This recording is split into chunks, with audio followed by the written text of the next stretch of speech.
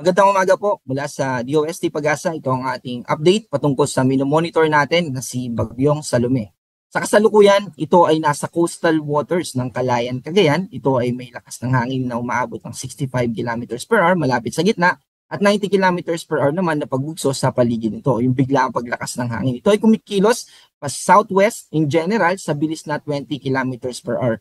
Susunod na 12 oras ay nakikita natin na patuloy pa ito na mas hihina. Magiging low pressure area ito bago lumabas ng Philippine Area of Responsibility at eventually ay magdi-dissipate o malulusaw na ito.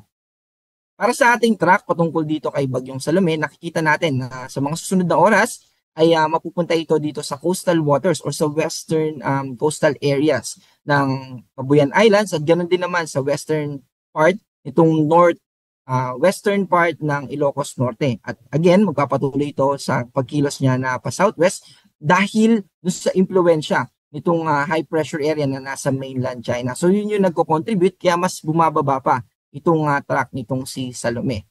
Samantala, patungkol naman sa signal number natin na nakataas, ibinaba na natin yung Batanes from signal number 2, ngayon ay signal number 1 na lamang.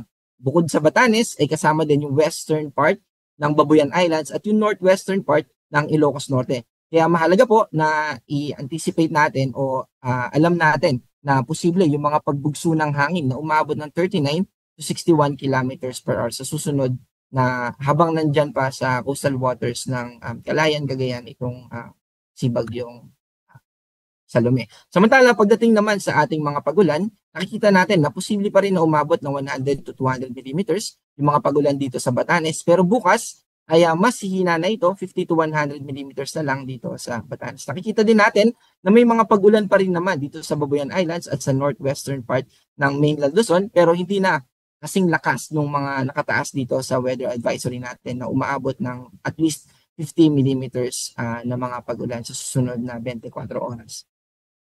Para sa ating gale warning, nakataas pa rin yung gale warning natin lalo na dito sa extreme northern Luzon.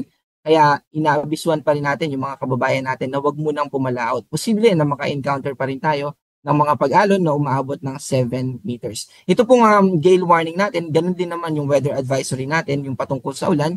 Ito rin po yung issuance natin kaninang 5 a.m. Ang main na in-update po natin dito ay yung update kay Salome. Dun sa track niya at dun sa magiging overall na magiging pagkilos niya. Para sa ating general weather, no, ay magiging maulap pa rin yung ating kalangitan at mataas yung tsansa ng mga pagulan tulad ng binanggit natin dito sa extreme northern Luzon.